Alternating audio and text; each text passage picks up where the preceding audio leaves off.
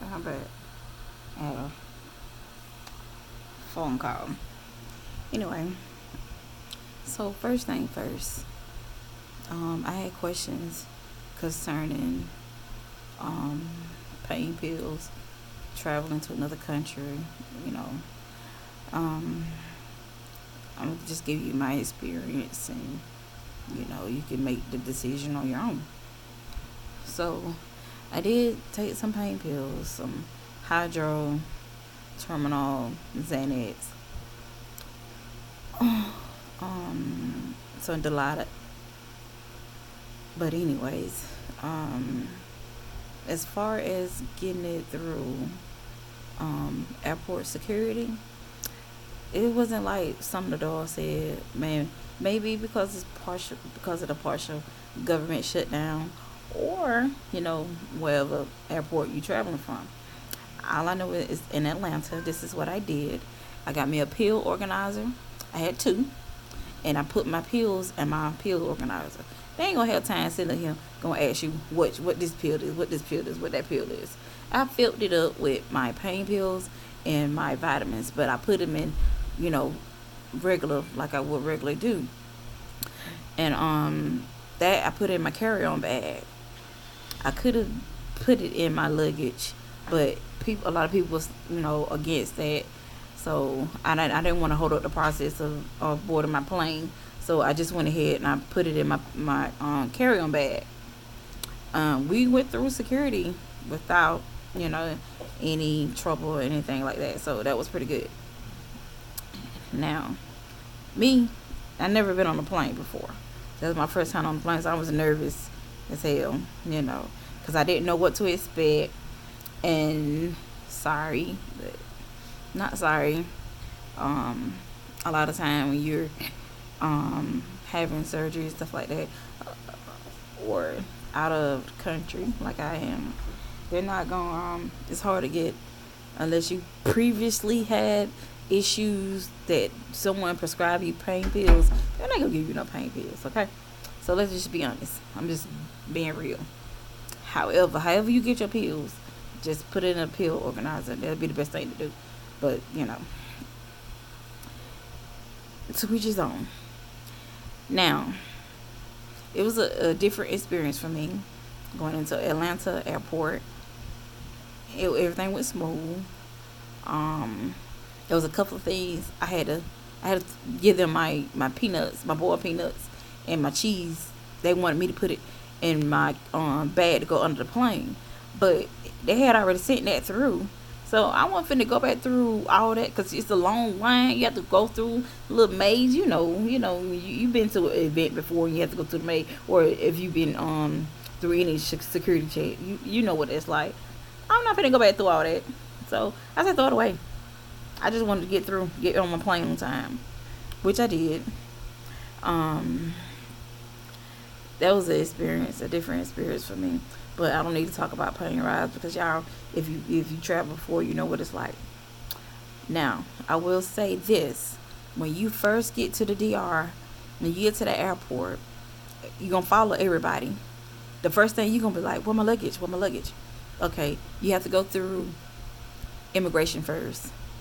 They stamp your passport, and then you go get your luggage. So don't panic, because I was like, "What the fuck?" Like, they don't speak the English. Some of them do, some of them don't. But so don't panic. So nobody told me that. So now I'm telling you, don't panic. Go through the lines. Go through immigration.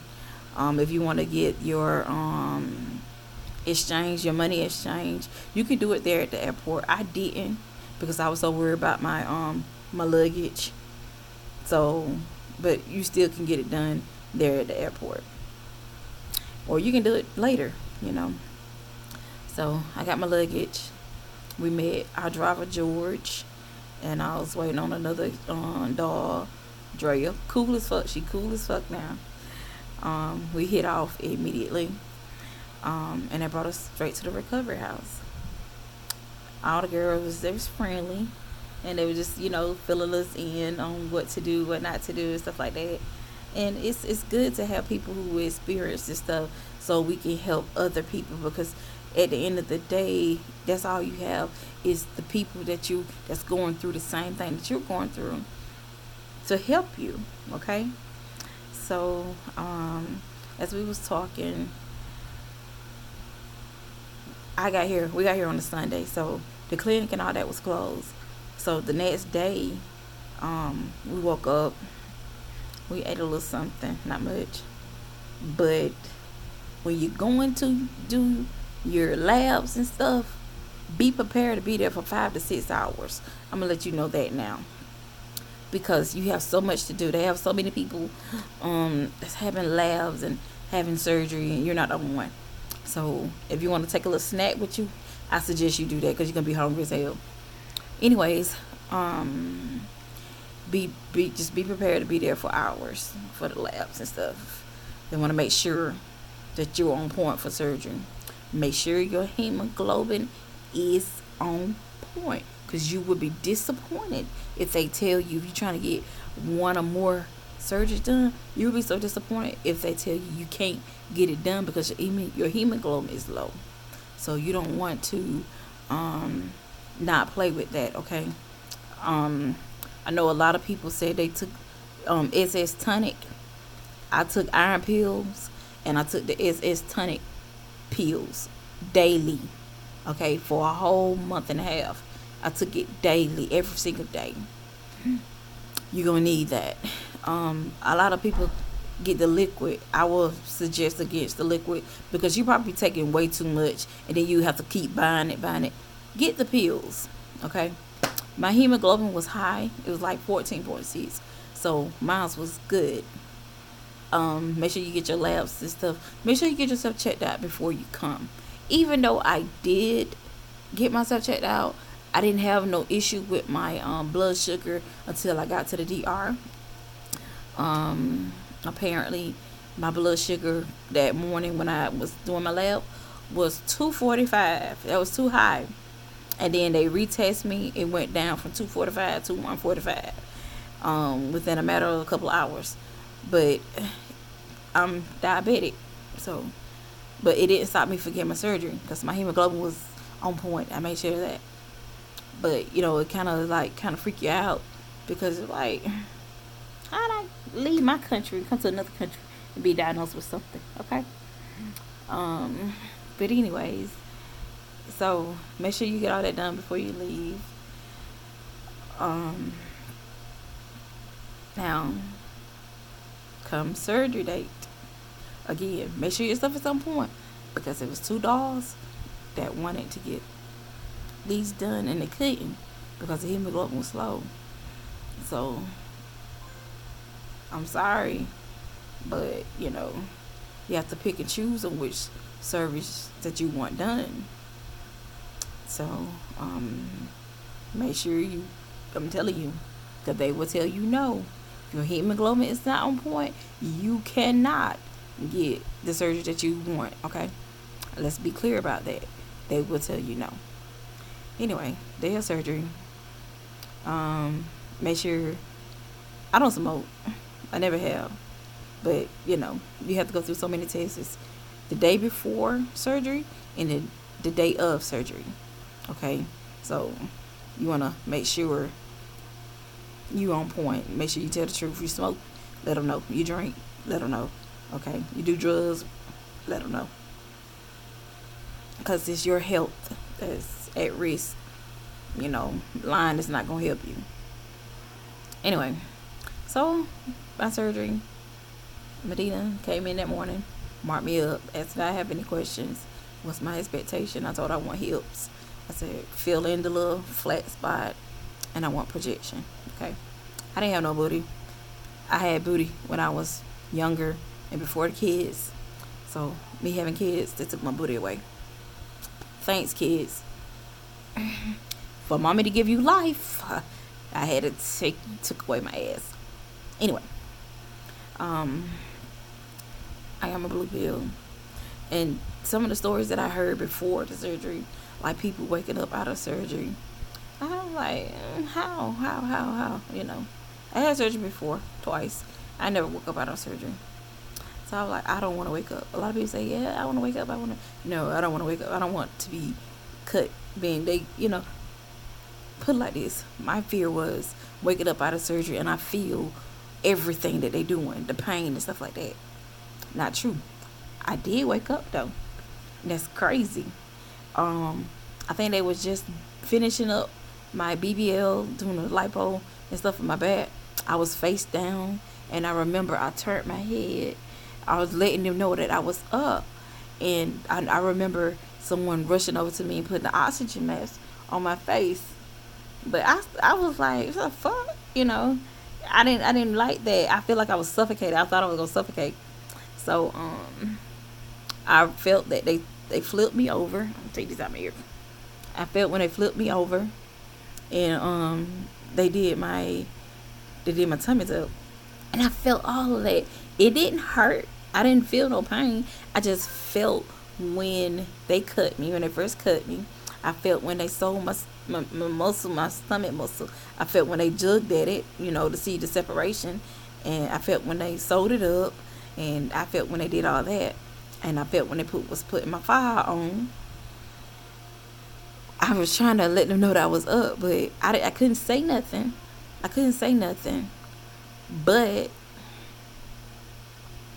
I opened my eyes, so they had tape over your face. They didn't have nothing. American doctor do surgery totally different from the DR. Okay, so they didn't have this tape. They had a whole tape over your face. So when I opened my eyes, all I could see was white tape. So I could see nothing else. And they took me to the little recovery room after surgery. And when I went over there, I woke up. I looked up at the time. It was like 11 something, and I went back to sleep. I hear everything around me. I knew surgery was over because I felt when they put my fire on. And then after that, they took me to the room. Now, when I went to the room, it was alright. A couple hours after I arrived to the room, the nurse showed up. My supposed to be 24-hour nurse. She showed up. She was helping me sit up and stuff like that. Make sure I got my medicine. Adjusting the bed and stuff like that. She didn't do much. She was just watching over me that night. I remember waking up because you sleep off and on. At one point in time, the freaking lights and stuff went off at the hospital, but it went off for a second and came back on. When you can tell when the generator shut down and come back on. That's what happened. But anyway, I was sleeping off and on. Okay, and she emptied your catheter because you have a catheter on. She was emptying your drainage and stuff like that. She do that. But I don't want to show you this shit. This shit is gross. It's gross as fuck.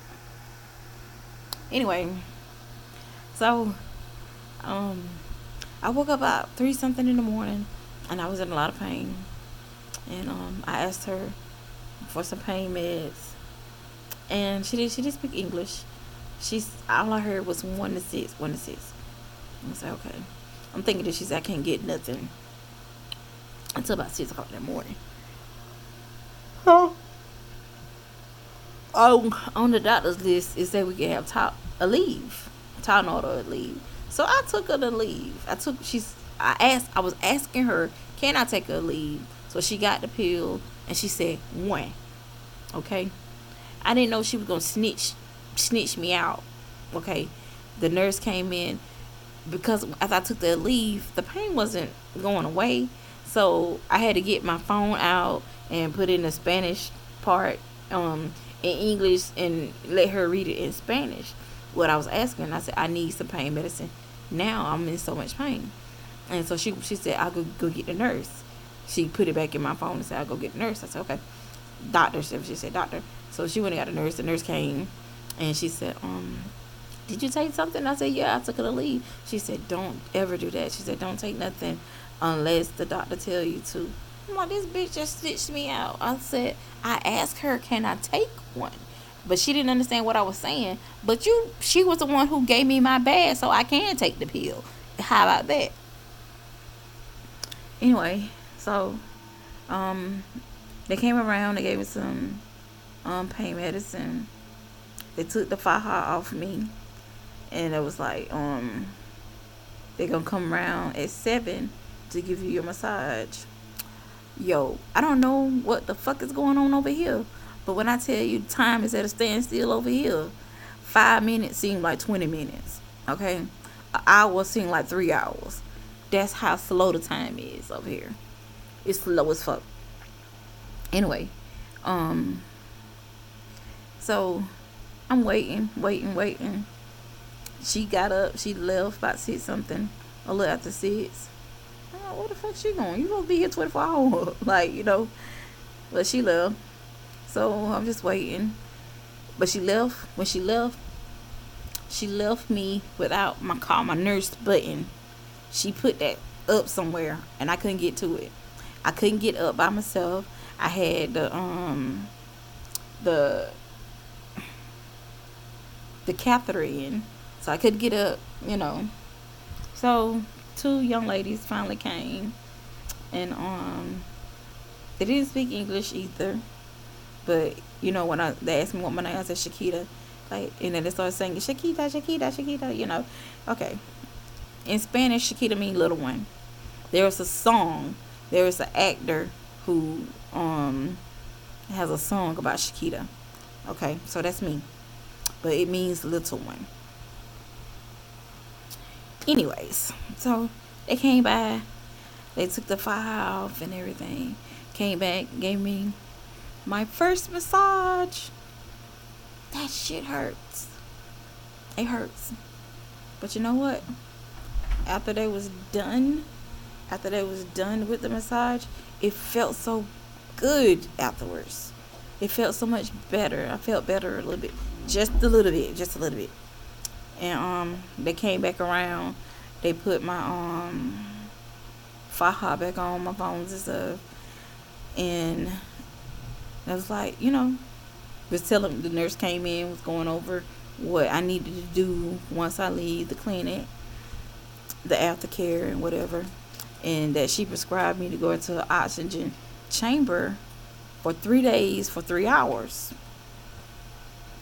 3 hours. Okay, cool. I was like, okay, she said I needed it for my lipo burns and my bruises. I said, okay. So I had told her that I wanted the pain pump. I said I want the pain pump because some of the dogs was telling me about the pain pump, and I was like, you know what, I need that because my pain tolerance is very low. I can't tolerate a lot of pain. I don't like pain. So I'm thinking, my driver came and got me. They came, and I didn't have to get no iron, no blood transfusion, but you have to pay $600 just in case you do. And we wound up leaving the clinic before I can get my refund back. But they took me. Oh, another thing you need to get at the clinic, these right here, extenders. Make sure you get these. It's like $5 right there. It helps a lot. You don't be too tight up here. So when you see the dogs saying that they got poles, pads and stuff, fuck the pads. Do these. They're better. Anyway, so they took me straight to the oxygen chamber thing. But they told me my appointment was at 2:00. But they told the driver that they wanted me there now. They changed the time without telling me. And I'm telling him, no, it's 2:00. I wanted to come back to the recovery house to get my pain pills because I didn't have no pain. They said I didn't need the pain pills when you're going to the clinic because you be high off their stuff. So my initial plan was to come get my pain pills here and then go to my oxygen chamber at 2:00. Didn't work out that way. They took me straight to the oxygen chamber. I got there at 11:30, and when I got there at 11:30, I sat there in the little waiting area for like 30 minutes, and then when they put me in the chamber, I was already in a lot of pain because I haven't had no pain medicine since 3 something that morning. And I they put me in the chamber. I was I don't know how to upload those. I want to upload the pictures of those so you can see. But anyway, they put me in the chamber, and being that I just had tummy tuck, you're supposed to be elevated. You're supposed to be at an angle with a BBL, and sometimes you're supposed to be at an angle. But in that chamber, they have pillows, but you're not elevated enough. Okay, and they put pillows under your foot, but it's still not enough. It's not enough. When you land on them pillows, your weight made them pillows flat, and that's what happened to me. And while I was in the chamber, they told me it was gonna be like I was on an airplane with your ears popping and stuff like that, which I felt that. But it was horrible for me because I haven't had any pain meds, and I asked for pain meds for the hospital. They didn't give it to me. I asked for the pain pump. I thought I was going downstairs to get the pain pump, but my driver was rushing me to go to the oxygen place. So I didn't. That's why I didn't get the pain pump the first day. Next time I'll scream, but it ain't gonna be on next time. Y'all don't make that mistake that I made. Don't leave that hospital without that pain pump if you have a zero tolerance for pain. Now, if you tell them you want that pain pump, make sure you get your pain pump before you leave. Don't leave without it. So, fast forward in the gas, and I'm not gas chamber, but the oxygen chamber. It's like a gas chamber to me. But anyway, it's the oxygen chamber. While I was in there, my pain started getting worse. My pain was at a 1,000. Okay, it was hurting so bad. So I waved to him. You can't hear nothing outside of the thing because the glass is thick, and you in a chamber. They lock you in. It's scary. It's like a coffin to me, like a closed coffin.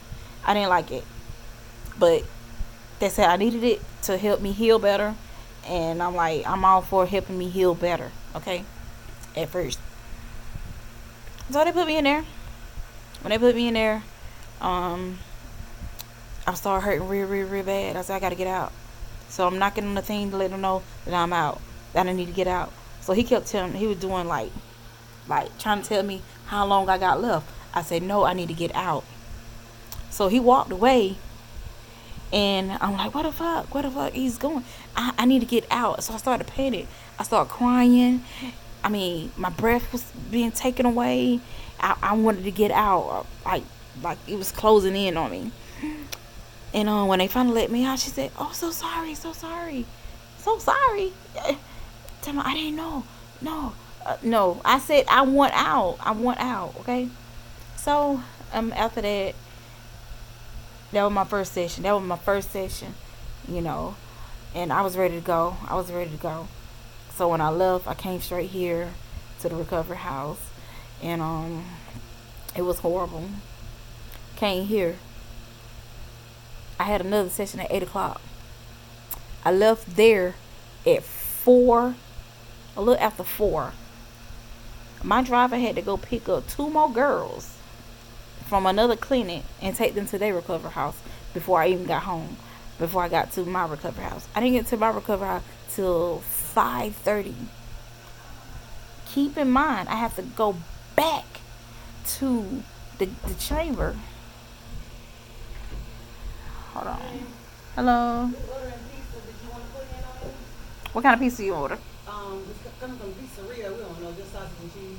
Okay. You want to put it on? Oh yeah. Okay. So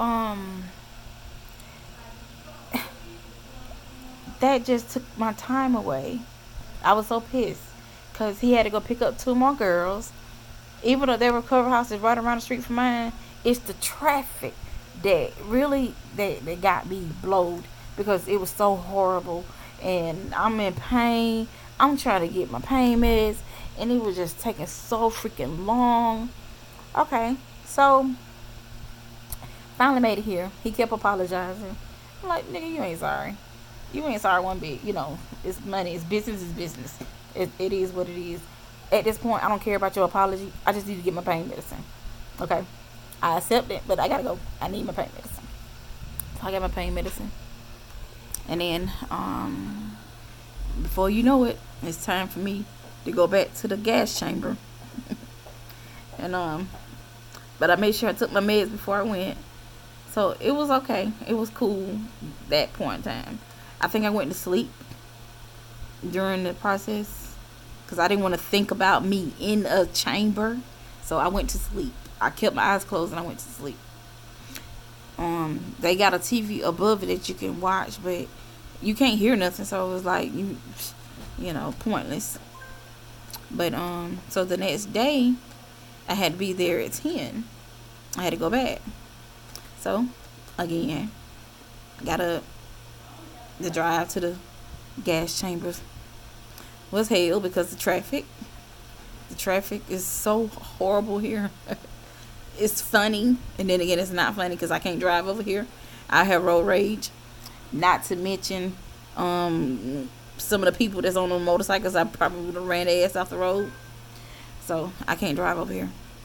But anyway, the third gas chamber thing, it was okay, but I don't know how he did the pressure thing while I was in there, but my ears started hurting real bad, like I had a earache. And like I said, keep in mind, it's like you on a plane with the air pressure, but it got real bad, But I dealt with that, and came out no problem.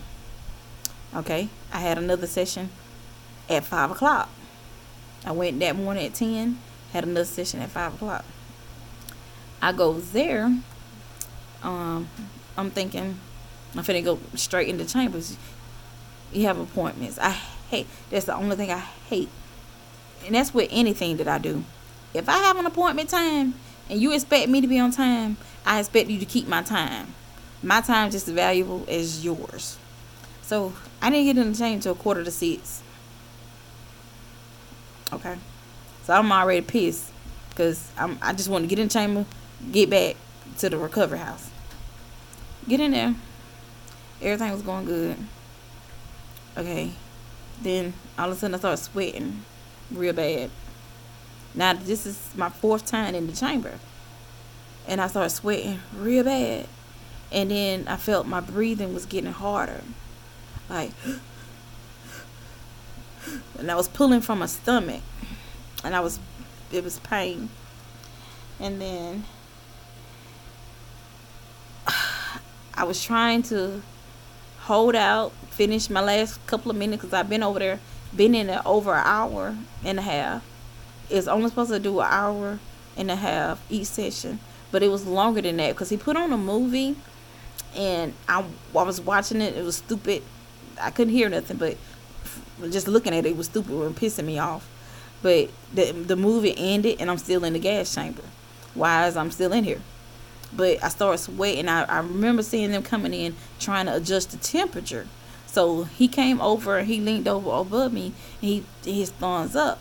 And I said, no, I want out.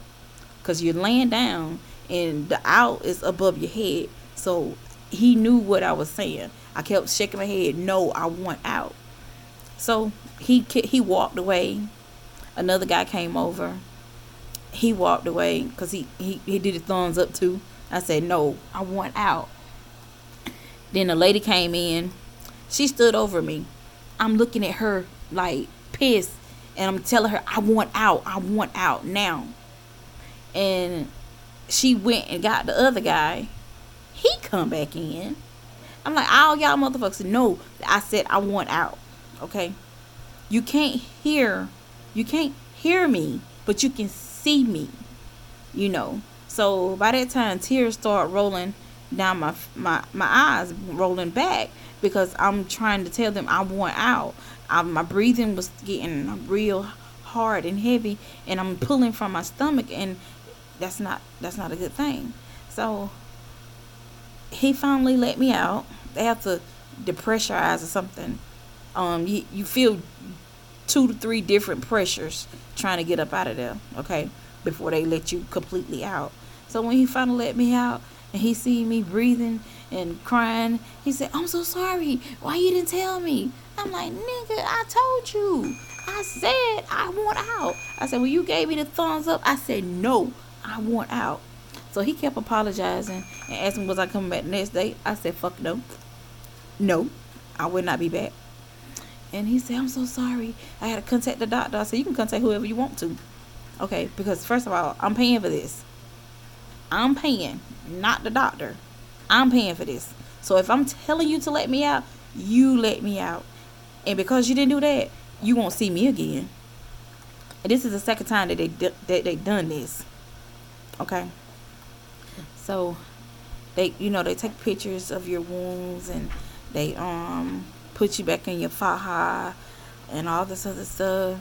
And then the other lady came in. She trying to talk me out of it. So much, you need this. You need this. Let me tell you something. Before y'all have all these machineries and stuff like that, it was the old-fashioned way. You heal the old-fashioned way, natural. Okay, so any bruises, whatever, I'm gonna heal the old-fashioned way, because you would not get me back in that machine ever again. Okay, so they brought me home. They kept apologizing. So the next day, Friday, go to the clinic. Had an appointment at 8 o'clock. I didn't know because they were trying to get me to go back to the gas chamber, the oxygen chamber. I call it the gas chamber. 7:30 that morning. I said I already told them I wasn't going. So when the nurse came by that morning, she was like, "You have an appointment?" I said, "No, I don't." I said, I told them I wasn't going. She said, "No, with Medina." I said, "Oh, okay." I said, "I ain't know that." I said, "They didn't tell me that." But they had texted me the night before, but it never showed up on my phone. And it was one of them, I didn't get that text. And that's exactly what happened. So I'm like, okay, put my clothes on. We just waking up. Supposed to get your medicine about 7 something. I didn't get my medicine that morning. Again, no medicine. But I did have my pain medicine in my bag. Okay? So being I'm going to see Medina, I don't want to take nothing. But I'm going to see the doctor, okay? So got there, a couple of girls that was there. And, I was telling them about my horrible experience with the gas chamber and stuff like that. So they called me back to the bed, and she was asking about the cream, because I was supposed to be getting cream on me every 2 hours, and they wasn't doing that. And I told them, I said, last night when I got back from the oxygen chamber, I told her that I needed my cream. She took her time. She took 2 hours before she came and gave me my cream. And I said, they're not doing their job like that. So she put my cream on, and she was like, "You healing nicely. You healing nicely. You look good. Your body look good." I said, "Thank you." So she started massaging me. Oh, okay. Again, no pain meds that morning, and it was like almost 9 o'clock, 9:30. I almost around that time, 9 o'clock, and she started massaging me, and I'm like, oh my God, it was so painful. It hurt so bad because I haven't had a massage since I left the hospital. And she started massaging me. I was in so much pain. I told her my knees was about to buckle. I was about to cry. I said I was getting hot. I started sweating again. When I started sweating like that, I felt faint.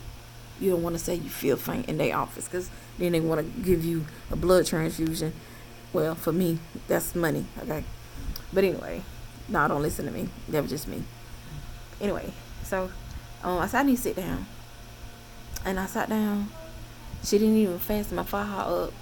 She's like, I got my fan. I keep my fan because I stay hot. I kept my fan. I started fanning me. And she said, "You want something to drink?" I said, "Yes, please." But by that time, it was over with, because I was in so much pain. So she took me back to the sitting area. Medina office, the sitting area is so small. Keep in mind, you got other doctors, like I think about 4 or 5 different doctors in that one building, but it's so small, and they cram. They be having so many girls at one time. That's what I don't like, because if I have an appointment time, you coming to see me. If I'm coming to see you, do what you need to do and send me on my way. Don't have me wait. Do this in stages. That's what they do. They do it in stages. I don't like that. That's the only bad part I have to say about Medina office, is that they don't do stuff. They do stuff in stages, and it takes forever. I don't like that. Now, so I went to the outside of her office. There's some couches there, because like I said, it's other doctors around the corners and stuff like that. So I went out there, sitting there, thinking if I, start fanning myself and get a little water, I feel a little better. didn't happen that way. I was getting sicker. I was feeling weak, lightheaded. I probably needed some iron. I was feeling weak and lightheaded. So I texted him and I asked him, I said, hello, how long would it be before we're done? I went and got because I left my my bag in her office where the other dogs at, where her other sitting area at. So I had to get up and walk around there through my pain that I already had from old girl massaging me. And I got my pain. I took some pain meds, but by that time it was already intense. So it was gonna take some time for it to kick in. So while I'm sitting down, by the time I was crying because I was in so much freaking pain. So when I seen the girls leaving, I said, I'm going with y'all. And I got the nurse, because by that time, when they was walking out, she was coming to get me. I'm thinking that I was done too. But we was out there together. Wrong. They was walking towards the elevator. I was finna go with them. She said, no, where you going? Girl, I broke down. I said, no, I want to go home. I'm ready to go. I'm in so much pain. So she was like, but you was fine earlier. I said, no, I wasn't fine earlier. I said, I did not have no pain meds on me. I didn't take no pain meds this morning. Soon as she came in here, I didn't know about the appointment. Okay? I didn't know about the appointment. I didn't, so when she came and got me, I just, got up and we went straight to the appointment because she was like, the driver's here. They want you to be on time. They don't play about that. So she took me in the bed. She said, oh, I'm so sorry. She said, I'm so sorry. So they went and got Mr. Medina. Medina came in. She said, do you want the pain pump? And she looked at my body. She said, you look good. She said, I'm sorry that you have this pain, but even though you have this pain, your body look good. You're healing pretty good. I said, thank you, but I need some pain medicine. She said, oh, I'm so sorry, poor baby. And then she ordered the pain pump. But the nurse, she immediately gave me 2 pills. I think one of them was iron pill. I'm not sure. And a pain pill. So after she gave that, I sat there in the back office for like 10 to 15 minutes. And then it was kind of slowing down because I did took my little pain pill beforehand. So I think that was kicking in, plus the pain pills that they gave me was kicking in. So I calmed down. I started crying because I was in so much pain. And they gave me the pain pump. The anesthesiologist came in. She gave me a pain pump. I was like, okay. I felt pressure. I didn't feel the pain that I was feeling earlier, so it was okay. Again, I'm thinking I'm done. I go in there. They take me back to the waiting area. I'm sitting there. The next thing I know, the anesthesiologist came back. She said, I'm gonna give you this, okay? When she gave me that shit, girl, I was out. When I tell you I was drugged, I thought I was gone, okay? I heard people around me talking, is she okay? Is she okay? I was gone. She was like, yeah, she's fine. She's asleep. She put my ass to sleep. That was the good shit there. That's what I need every day. That good shit. When she gave that to me, I didn't feel no pain. I didn't feel nothing. I went straight to sleep. I remember them coming by. They gave me a Milky Way. I bit it, but I held it in my mouth. I didn't really eat it. I just held it in my mouth for some reason. I was so sleepy. I didn't care about eating nothing. And they was making me drink water and stuff. I didn't care about that. I want to go to sleep. And then they were like, Shakita, you okay? Then Medina came over and she was sitting on me. She said, oh, she's feeling good. Like, yes. Because the other people that was next to me, they was worried about me. They was asking questions. Was like, she's okay. They thought I was dead. It was so funny. But my driver came, picked me up, brought me straight here. I got straight into bed, and I was out for 2 hours, 3 hours. I don't know how long, but that shit felt so good. Oh, it feels so good. I didn't feel no pain, and that was the best feeling ever. Like, that feels so good. But anyway, I'm about to end this video. This was, if you can see it, you still got the tape on there. This was where the first IV was. Let me see if I can do it sideways. It went down. The swelling went down, but and they got a hole right there. Right there. That's what it was in. I felt before I left the office, I felt a little drip, but I thought maybe because when she just did it, and then they have to flush the IV and stuff. I thought maybe it was that. No, it wasn't that. My IV was actually dripping. Um, she didn't put it in my vein like she's supposed to have done. It was in my skin, under my skin. But I still, it had to be in my vein just a little bit or something, because I didn't feel as much pain as I normally would have if I didn't have the pain pump. However, so throughout the day, yesterday when I got up, I was walking around. Everybody was excited to see me downstairs, and it was like, "Oh, you're back," And I told them about the experience and stuff, and I said, "Yeah, I had to get this pain pump because it was awful, but it was dripping. It kept dripping, dripping." So I put some more tape on it, and I told the nurse last night. She said, "We'll get someone to come look at it tomorrow." I said, "Okay." She said, "No, this got to come out." I said, I said, "We're going to take this back up, and I'll wait till the person get here the next day." And Lord behold, when I went to sleep, it was dripping. When I went to sleep, I woke up in pain. And I'm like, why in the hell am I in pain? Why am I in so much pain? And I looked, because I slept with my arm like this. My shirt was wet. And I looked at it. I turned my light on my phone. Looked at it. It was out. It was out completely. I don't know how the hell it came out, but it came out. I'm like, damn. So, I waited till the nurse came in the morning. Got to come in every morning. They had to start giving my my cream on my back and give you your pain medicine and stuff. And she came in. I told her that it came out. And she told me to text the doctor, and I did. It took them like hours before they texted me back. So I text Medina and I text her assistants, and then like both of them responded at the same time, but it was like hours later, because I sent another text. I'm like, please, I said, please, I need this pain medicine. I'm in a lot of pain.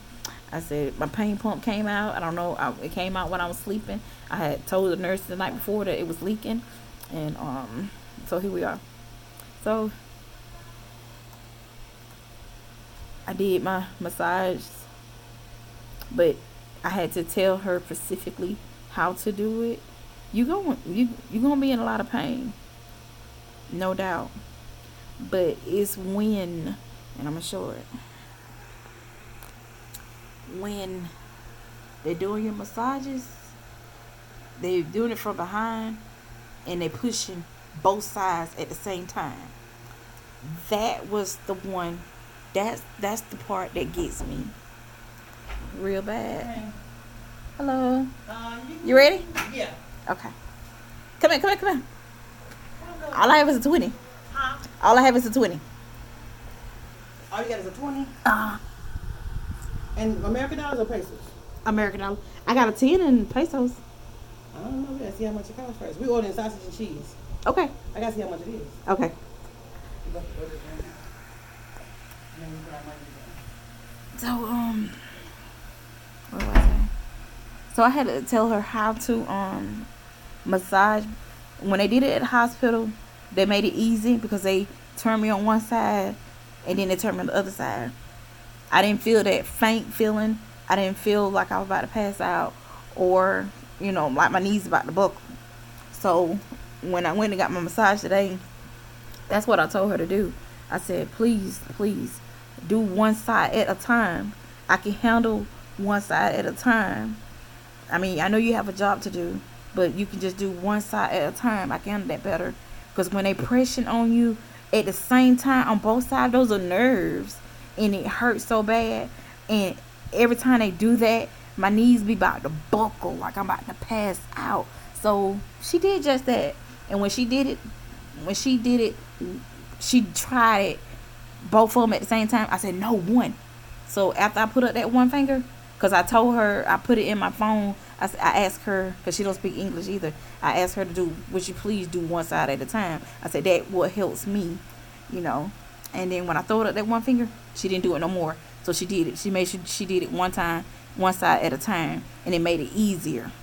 Because when you're doing it together in your back and you pushing on it, it hurts so bad.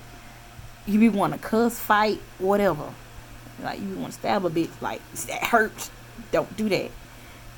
But she did it, and I was like, thank you so much, because you just don't understand. Because every time when y'all push on me like that, and it's at once, and you hear them nerves at once, I be feeling, oh my god, it's like some of the worst pain ever.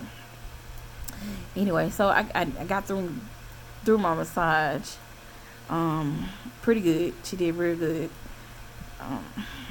Yeah, I have to get 10 massages.